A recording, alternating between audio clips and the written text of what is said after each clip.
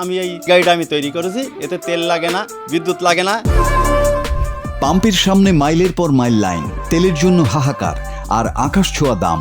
যখন সারা বিশ্ব জ্বালানি সংকটে দিশেহারা, ঠিক তখনই সাতক্ষীরার এক নিভৃত গ্রাম থেকে এলো এমন এক খবর যা শুনে আপনার চোখ কপালে উঠতে বাধ্য।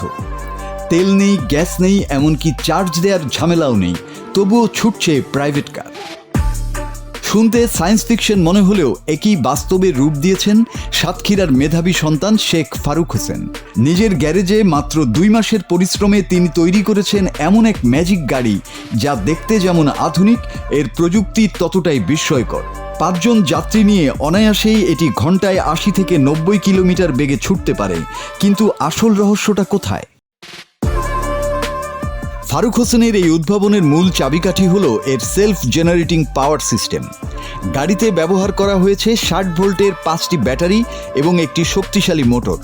শুরুতে ব্যাটারি শক্তিতে ইঞ্জিন চালু হলেও গাড়ি চলা শুরু করলে এর নিজস্ব প্রযুক্তি চাকার ঘূর্ণন থেকে পুনরায় বিদ্যুৎ উৎপন্ন করে। অর্থাৎ চলতে চলতেই ব্যাটারি অটোমেটিক চার্জ হতে থাকে।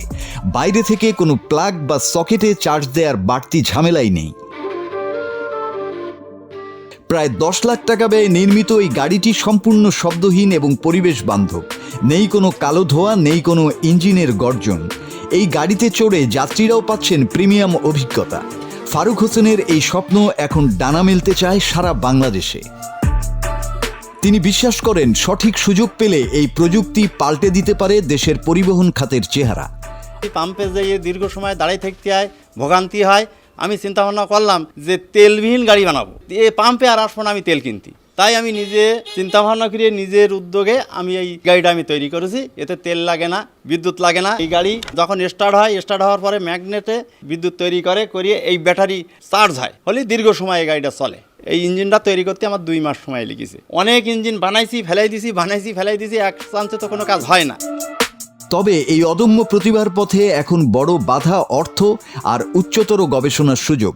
সরকারি বা বেসরকারি পৃষ্ঠপোষকতা পেলে ফারুকের এই তেলবিহীন গাড়ি হতে পারে বাংলাদেশের জন্য এক বৈপ্লবিক সমাধান। মধ্যবিত্তের পকেটের সাশ্রয় আর পরিবেশ রক্ষা দুয়ে মিলে ফারুকের এই আবিষ্কার কি পারবে আগামীর বাংলাদেশকে বদলে দিতে? সময় বলে দেবে সেই উত্তর। Bangla TV news desk.